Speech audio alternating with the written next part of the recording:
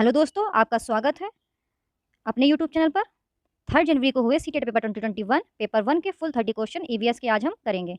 तो आपका पहला क्वेश्चन आया था, निम्नलिखित में से किस जानवर के सामने के दांत जीवन भर बढ़ते रहते हैं? तो इसमें आपका ऑप्शन गिलहरी सही हो जाएगा, दूसरा ऑप्शन करेक्ट होगा।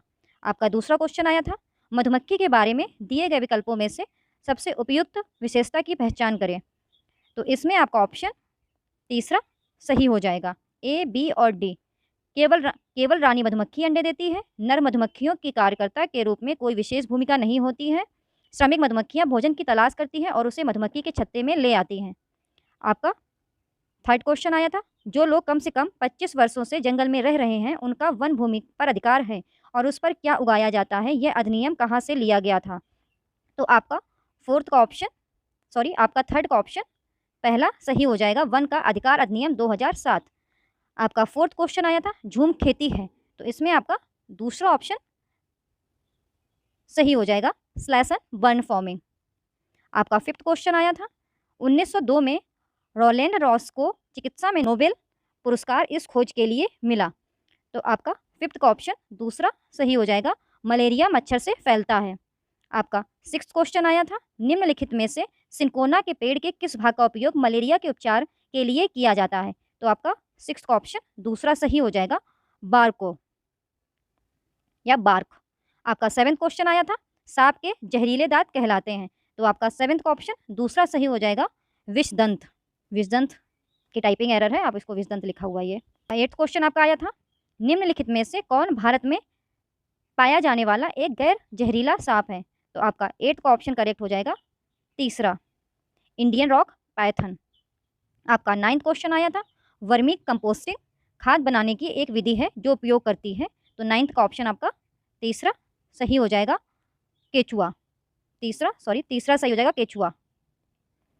आपका 10th क्वेश्चन आया था, पश्मीना किस्म की ऊन किस जानवर से प्राप्त की जाती है? तो आपका 10th का ऑप्शन तीसरा सही हो जाएगा, बकरी, गोट। आपका 11th क्वेश्चन, जीवाश्म ईंधन के अधूरे जलने से उत्सर्जित होता है। तो आपका 11th का ऑप्शन पहला सही हो जाएगा, CO।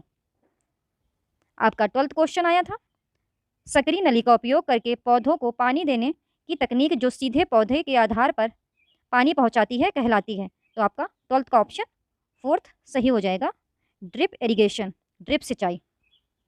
आपका 13th क्वेश्चन आया था, निम्नलिखित में से कौन सा पौधा कीड़ों को फंसाता है और खाता है? तो आपका 13th का ऑप्शन 4 सही हो जाएगा, पिचर प्लांट। आपका 14th क्वेश्चन आया था, भविष्य में उपयोग के लिए वर्षा जल के संग्रह को कहा जाता है। तो आपका 14th का ऑप्शन 4 सही हो जाएगा, रेन वाटर हार्वेस्टिंग, वर्षा जल संचयन। आपका 15th क्वेश्चन आया था, निम्नलिखित में से कौन सा रोग मच्छरों से फैलता है? तो 15th का ऑप्शन आपका तीसरा सही हो जाएगा, A, C और D, मलेरिया, डेंगू, चिकनगुनिया।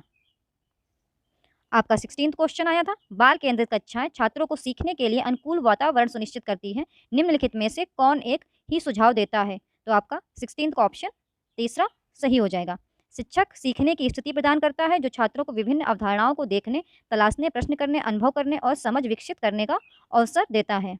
आपका 17th क्वेश्चन आया था, कक्षा 5वीं के अध्याय अक्रॉस द वॉल में एक शिक्षक आरिफ छात्रों को उनके द्वारा खेले जाने वाले खेल के अनुभव साझा करने की अनुमति देता है। निम्नलिखित में से कौन उनके प्रयासों की सबसे अच्छी व्याख्या करता है?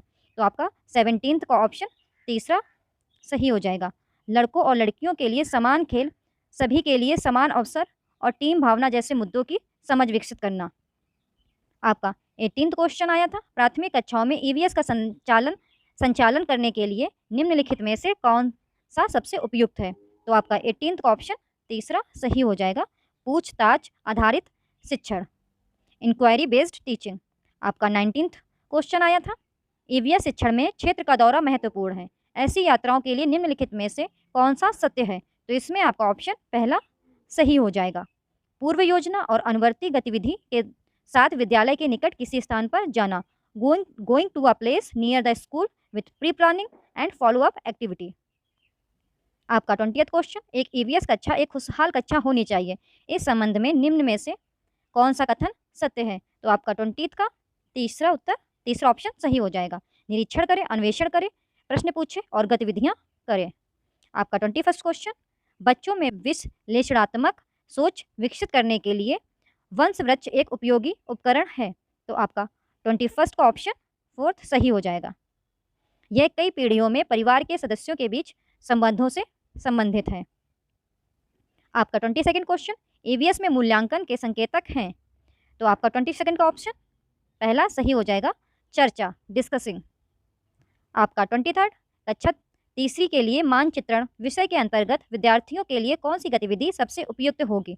तो आपका 23rd का ऑप्शन दूसरा सही हो जाएगा, उन्हें अपने घर से स्कूल तक का रास्ता बनाने के लिए कहें।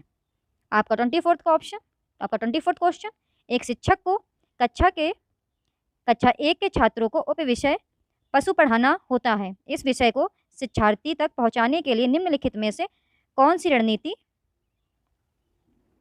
अधिक उपयुक्त है। तो आपका 24th का ऑप्शन तीसरा सही हो जाएगा, छात्रों को ठोस अनुभव देने के लिए चिड़ियाघर की सैर पर ले जाना।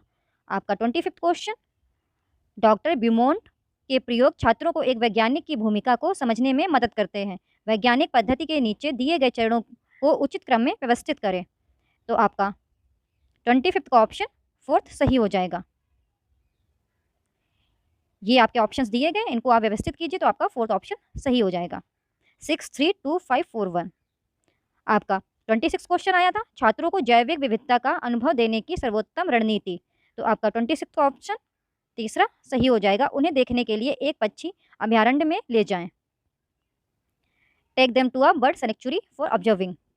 आपका 27 क्वेश्चन, आदित्य एक प्रतिभाशाली लड़का है और उसे लगता है कि उसकी कक्षा के शिक्षकों को उसकी जिज्ञासा को पूरा करना चाहिए। उसके शिक्षक को क्या हस्तक्षेप करने की आवश्यकता है। तो 27 का ऑप्शन आपका 4th सही हो जाएगा, उसे सिखाने के लिए कुछ अनुकूलित सामग्री का प्रयोग करें। आपका 28th क्वेश्चन, निम्नलिखित में से कौन सा पर्यावरण अध्ययन का एक भाग है। तो 28 का ऑप्शन आपका पहला सही हो जाएगा, विज्ञान सामाजिक विज्ञान से संबंधित प्रश्न।